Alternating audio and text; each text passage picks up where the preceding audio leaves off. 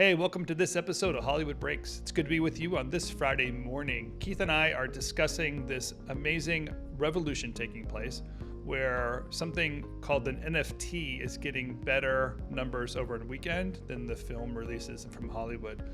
Clearly another sign that the blockbuster era has finished and something new is coming. And we can see that play over and over again, week after week in these conversations. Specifically this week, we know that Top Gun is pushing their release date again for 6 more months. And Riot Games is doing something with the Netflix executive. So with these movements and shifts that are taking place, we're always curious on what's going on in Hollywood. And that's what we discussed today on Hollywood Breaks. It's good to be with you. And welcome to Hollywood Breaks. So I was in a meeting earlier this week with a group from a company called We Knew. They're into the NFT space. Beeple's one of the owners of that thing in the NFT space.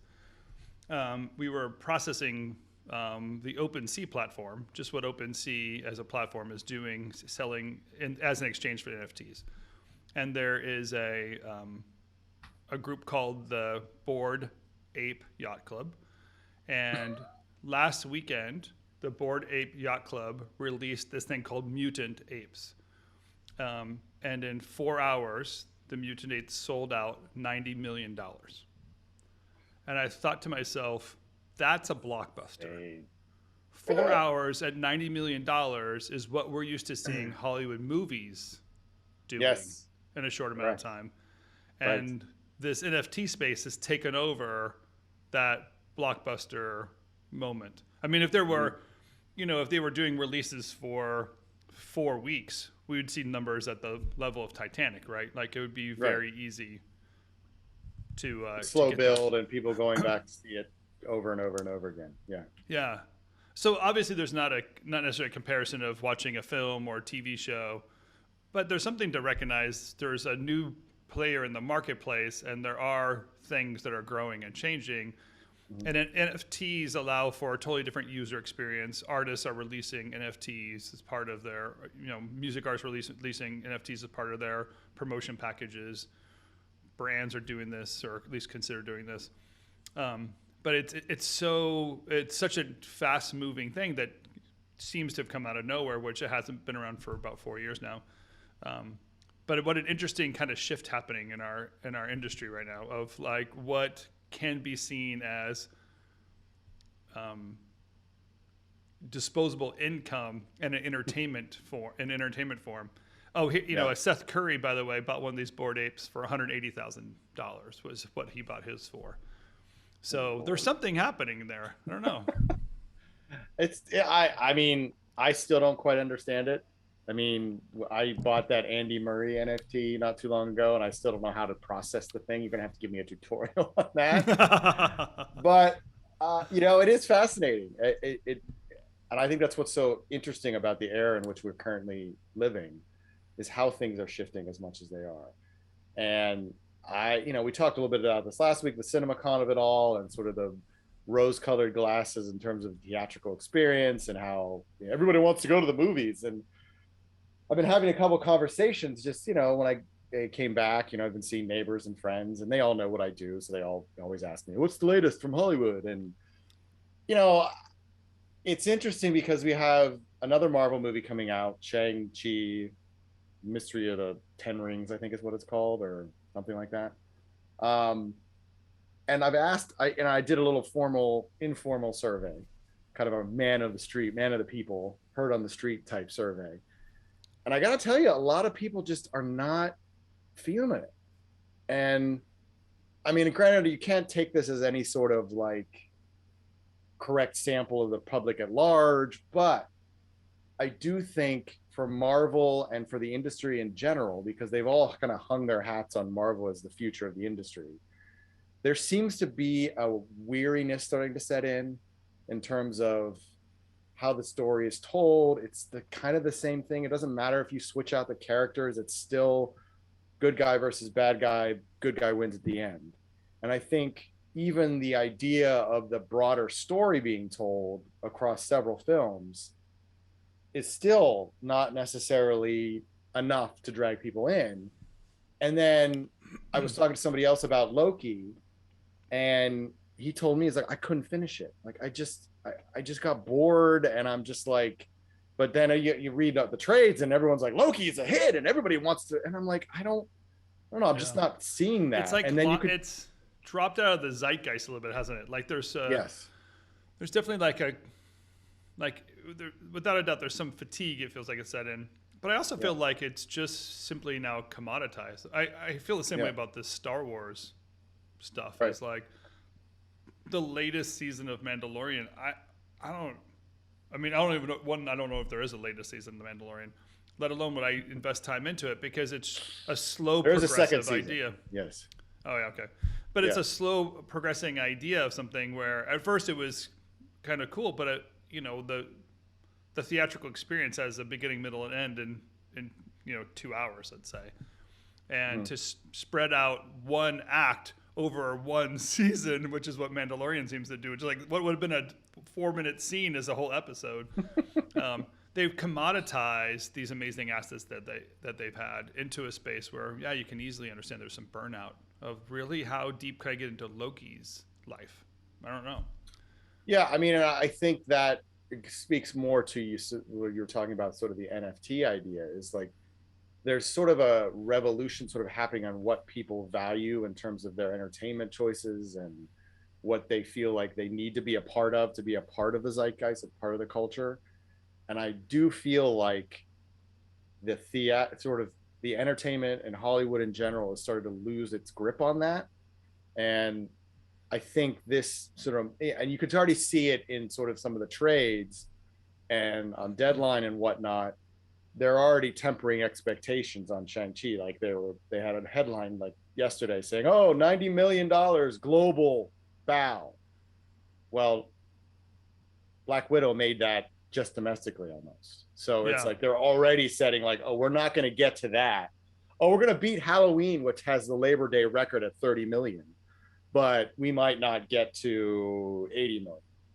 So they're already trying to temper the expectations because I think the tracking is telling them this movie is not popping and people are not like amped to see it. And again, it's sort of the pandemic is still sort of upending things, but at the same time I do but for feel most like of us it's not really right. I mean, for happening. most of us in the pandemic, we've become accustomed. Like I feel like I rarely walk into somewhere now where that initial question of what are the rules of engagement, how does it work, I feel like we've absorbed the pandemic life, let's say, into all of our assessments and understanding and release or whatever. I don't think there's any more surprises coming, even if there are some additional shutdowns. It's there. To me, there's just some recognition of when the OTT platforms release all the major hits, in perpetuity, by infinity on my television set, then the rules of engagement of I can wait for it to be on HBO Max or I can go into the theater, it becomes an easier choice. Mm-hmm. I can watch, in my Uber, I can consume a movie. So why am I putting the? But is it a movie if you watch it in your Uber? That's the bigger question. As a matter of fact, Uber should start an OTT platform, and they should be releasing films in their Uber. Yeah, so exactly. That's the reality. Yeah. But there is now this great disruption that's happening, and I get that the NFTs right now feel somewhat disconnected, but so did 8-bit websites in 1997, right? Like we're not even touching that. But something that's non-fungible instead of something that's fungible creates a totally different aspect to an entertainment segment, especially when there are benefits to being part of that club and ownership of a piece of it and entering the zeitgeist in such a way. But yeah, William Morris, CAA, those agents are talking about NFTs. So that there's artists out there that own something that's unique, and then they can sell that unique opportunity to an audience member or followers. That's pretty incredible. And really you can get into blockbuster type numbers and artist returns in such a short time that the artists going to start asking the question, why would I go make a film for 9 months when I could do something in a totally different art space in 7 hours, or just re-release something that I had before and sell the unique quality of it, wrapped in a crypto contract. Well, yeah, and I think this goes to what we talked about with Hello Sunshine. I think that's it. Yeah, Reese Witherspoon's company, and sort of the idea and what her and Ryan Reynolds are starting to do, sort of like branch out beyond just being a movie star and being a commodity in and of themselves, and taking advantage of the brand that they've established over the years and using that to their benefit. And so obviously an NFT is definitely a way to continue to do that. And it's just, for me, it's like, again, it's just another thing that's sort of assaulting the idea of what a movie is and what entertainment is. And I just say that there needs to be some sort of revolution in sort of the industry and how it's done things, and how promotion of films is handled and how the theatrical experience is handled. And I think this is just another example of, listen, you guys have got to start doing things a little differently and it's not just, the day and date thing was new for about 6 months, and now, okay, great. What's next? What are you going to do next? Like, what's the next big thing? Because you got to really figure this out. Because once the COVID becomes endemic, which is basically, it's just something we live with. It's just like the flu. It's around. We just have to learn to live with it. People aren't going to be rushing back to theaters unless you give them a reason to. And the films are not going to be enough, especially when we're approaching almost 2 years in this pandemic, where every habit that we've known pre-pandemic has been completely upended. But don't you think that's so? I think that, don't you think that's what Riot might be doing with? I can't remember who it is, but the Brian Wright. Executive, from Yes. Netflix. Yeah. What's his name? Brian Wright. Ryan Wright. So, I can see Riot Games doing that. There's also like a Katy Perry concert inside of Fortnite. Like, I think there are things that we, as again, like the blockbuster generation, we had one way of understanding and consuming something, and now there's a shift. And in a way, we're trying to compare the Hollywood of old, which has now gone away, into the opportunity of what's new. Right. And that's where Hollywood is breaking, or a place you can break into Hollywood is on these new way of thinking. I mean, Riot Games. Well, listen, awesome. like, if you look at like Riot Games, okay, yes, they hired a network exec, well, not network, but Brian Wright from Netflix. I mean, it really is just monetizing Riot's IP. That's really, is that what he's going to do? Or is he going to really try to bring a revolutionary way of telling a story in a way that sort of engages people again? Is it, like you said, is there going to be like a Katy Perry concert and in a Fortnite game, or is there going to be something more involved than that? I mean, I don't know. Like, you look at what, we had Sean Heron on not too long ago talking Gearbox, and Lionsgate is handling all that production. They're just making the movie. Now, it seems like, given the caliber of talent, they're doing it right by, telling the right story and making sure that it's honored to the property. But I think we're starting to move into a phase where they need to figure out a way to do more than just monetize the IP. Just make a TV show or make a movie out of whatever game happens to be there. And listen, for all Netflix, talk about revolutionizing, all Netflix really did was change the distribution model. That's all they really did. They were still doing the same old production models and shooting. I mean, yes, there were less sort of executive involvement for a while. Now there is more executive involvement. So it's basically just another entertainment company that just has just a complete different distribution model. So with Brian going over to Riot, though, does that mean he's actually going to do something different?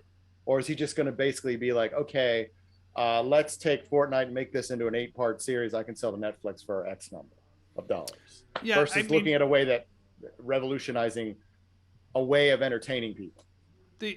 I think you're right in that.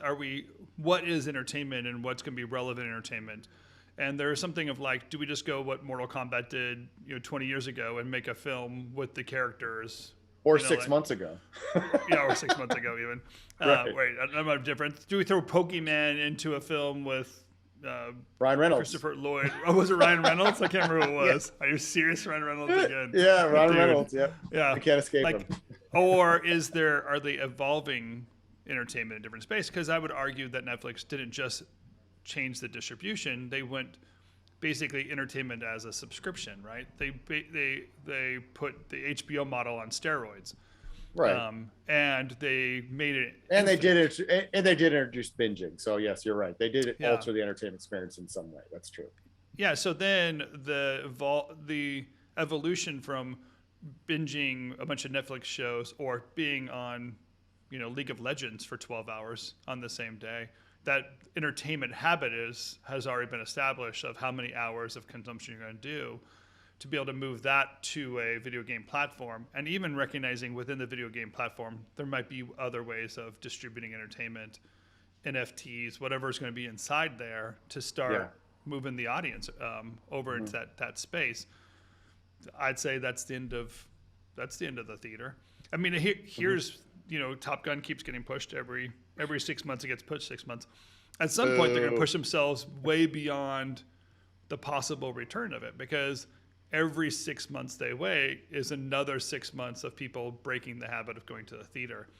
And I feel like they keep saying, "Will somebody else solve the theater problem so that we can get the money from it?" Instead of stepping up and maybe saying, "We are." We are the solution to get people back into the theaters. Let our film be the beginning of that trend. They want to hide behind someone else's trend, or just at least wait till someone else can prove it's legit. Most likely so that Tom Cruise doesn't sue them for not doing it right. Well, having worked on one Tom Cruise movie in particular, I can tell you he's heavily involved in all aspects, from script development until cameras roll, until the movie is literally in the theater. Dude, he's involved in every aspect. So he's in a trailer park with us. He's editing the trailer with us. They wouldn't make this move unless he was 100% behind it. And I think it's largely because there's still a lot of international countries that are not really open yet, or there's lockdowns happening like Australia. And, he's popular overseas, and obviously Paramount doesn't want to cut themselves off at the knees. They want to, have the broadest audience possible, and they just don't see that happening in November, particularly as the winter months get colder in the Northeast. People go retreat inside.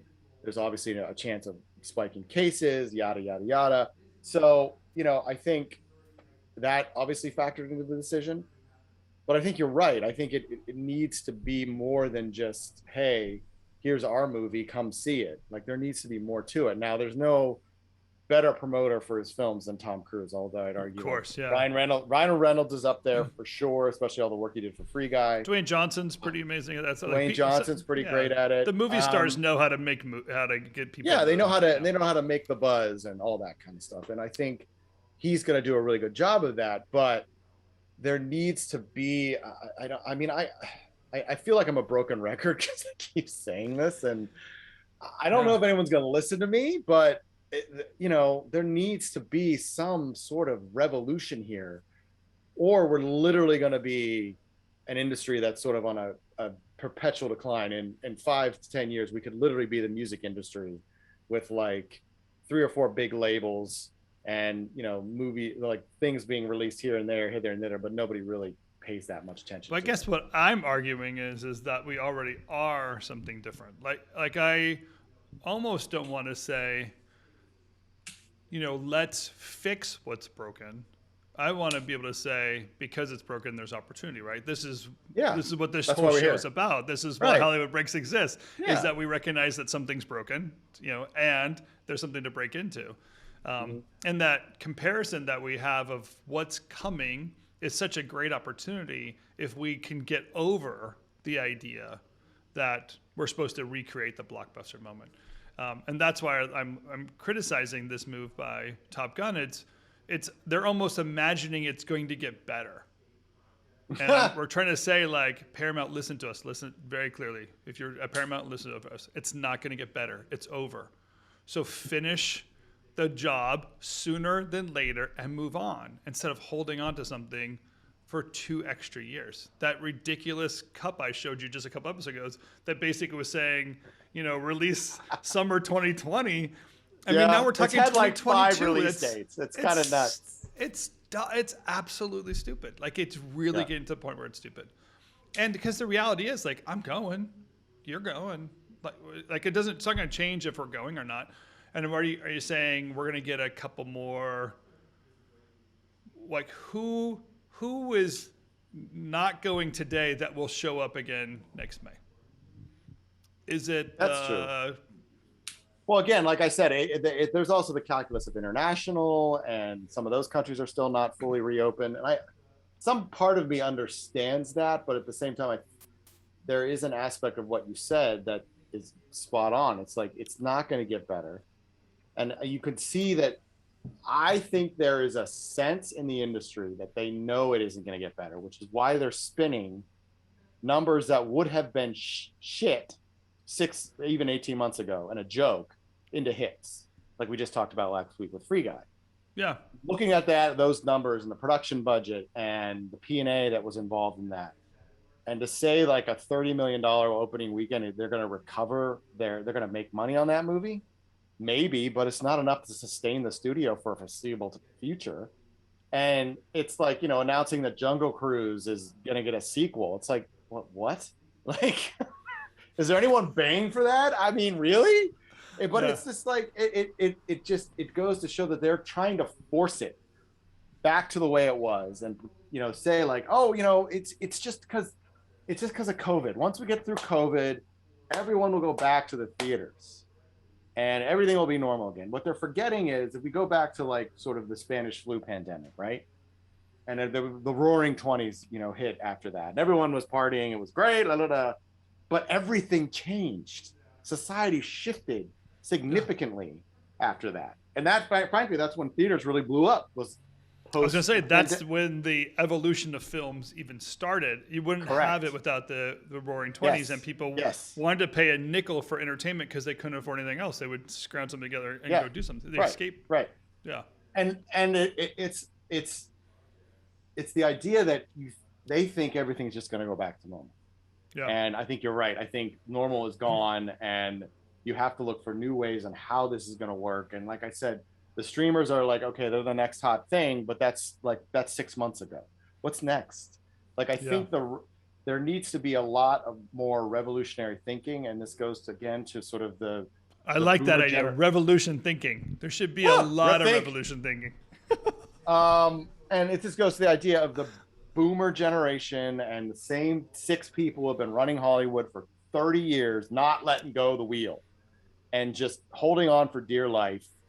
And listen, they all get paid a lot of money and they like their job, but the idea is, when you get a job like that, the role is not just to hold on to the job. The role is to make sure that there's an industry left when you walk away. And I don't think a lot of them are thinking that way. I think right now they're just like, I just want to keep my job. So I used this example last week because we were talking about in our weekly podcast, or I think we were talking about the evolution of your career. And at a point in your career, you recognize like it's time to basically graduate, let go of one stage and move on to the next stage. And Joel asked me the question, don't you think people struggle with that when they get started? And I told kind of the example of you and I, of the Hollywood we wanted to be part of. Like when we signed up and said like, I want to be part of Hollywood, it was already gone before we even showed up. Like it had evolved past any great television shows or films that we were part of. It had evolved into something else. Now it's been an amazing ride, and I'm glad to be part of it, but it's definitely not the Hollywood scene I thought I was going to be part of when I got started. I almost want the listeners of this podcast to recognize that's what we're saying here is please enter into this space being part of that revolution and not kind of like erase what you thought success looked like before this moment. And there's a lot of opportunity, I think, if you can acknowledge that, to see where the money is shifting. Where we started our episode today, it really is just so profound in that blockbuster film numbers are happening on a platform that no one's even heard of. Like, there are 2.5 generations that don't even know how to spell NFT. So like to get to the point to understand what the heck it's doing, let alone recognize where it's going to revolutionize the entertainment industry. It's just way beyond their comprehension right now. And that just means that there's a disruption opportunity to take part of. And even Netflix, Netflix basically changed the model of distribution of old film blockbusters, but they're not going to evolve into whatever this new space is going to be. That's huge. I think that's such a fun and exciting revolution to be part of. No, sorry, go ahead. No, I was going to say too, but it's the studios, like you and I are watching, what Wall Street seems to hold back, I think also, is that it's the confidence of what any of these business plans are, and Wall Street kind of infuses a certain amount of capital, retains some earnings and some power in a few people's pockets, and that's the frustration that we often also voice is these studio heads. What are they doing? like, are they just getting in our way? Where's the 30-year-old studio executive of the past? Yeah. I mean, we've talked about Irv Thalberg and how he was 26 years old when he took over Columbia Pictures. Like, can you imagine that today? Like, most of them are in their 50s. Not that there's anything wrong with having someone who's got experience, but to your point about people going into the industry and looking for ways to change and revolutionize it, that's not how it's set up. The industry is set up it's where not rewarded that way. Yeah. No, it's very much a sort of apprenticeship type business where you start at the bottom, you learn how things are done, and you just do them that way, and that's how you rise through the ranks. And that's just the way it was really revolutionary back in sort of the 30s and 40s and 50s because there were no rules. And it was just sort of like, whoa, we're just making this up as we go along. Hence how you end up with a 26-year-old head of production. But now it's become sort of so stagnant. And, you talk about Netflix being sort of this revolutionary in distribution, but they also just hired a bunch of studio people. Yeah. Like my entire coworkers from Fox basically went over to Netflix. I mean, that's essentially what it is. And they were all trained in sort of that, this is how we do things in this world. And now it's like, this is how we're gonna keep doing things. And it's just, I don't know if it's gonna take someone to walk in there with a giant sledgehammer who's got some backing of some sort and just take a hammer to it all. Daily Wire is trying to do something similar, obviously by releasing it just to their members, which is similar to a Netflix model. They're looking for, stories that Hollywood in general is just like, I don't want to tell that one. So that's at least something different. But I think there's still more to come. And hopefully there'll be more Daily Wires that pop up to sort of challenge this idea of this is how we do things, kind of like, Yeah, and I think sort of you're definitely right. The mentality needs to shift. I also just think that, a generation from now, Netflix, the behemoth, I feel like HBO was a behemoth and doesn't have the footprint it had back then. And Netflix is going to feel the same way. It's going to be of a generation and it'll be over. Yeah. And so if you were starting the industry today as a 20-year-old, what's going to be available when you're basically leveraging your expertise and making the big bucks, 15 years from now, 20 years from now, it's going to be part of a revolution we couldn't see. Yeah, I think that's the exciting part. Well, I think that the answer might be just envision craft brew, to be honest with you.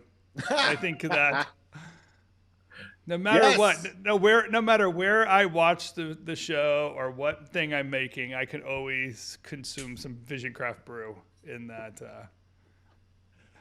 Yes. In the creation. I mean, that's what we're here for. That's what I'm here for, to help navigate through the morass that is the current state of things.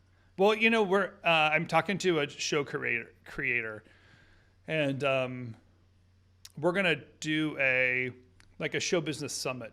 We call it Show Launcher Pitch Day, but it's a show business summit. If you have an idea of a film or a TV show, you want to put that in front of executives, we can get some feedback.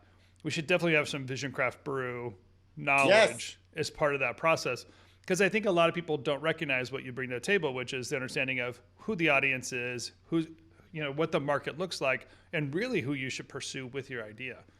Because there's a lot of innocence in the idea of you're making a product that helps someone else sell their consumer good. So you have to understand what that demographic's like. So yep, we'll get I'm you looped always into here. that. Yeah. We'll get you out of the wet Philadelphia or wet Yeah, please do. Pennsylvania. Well, like again, Philadelphia is beautiful today, but it's not. I don't know how much longer it'll be until it starts raining again. Oh yeah, right. We'll get you out, get you over to the West Yeah. Coast where you can enjoy it. Yeah. All right, well, good to see you, my friend.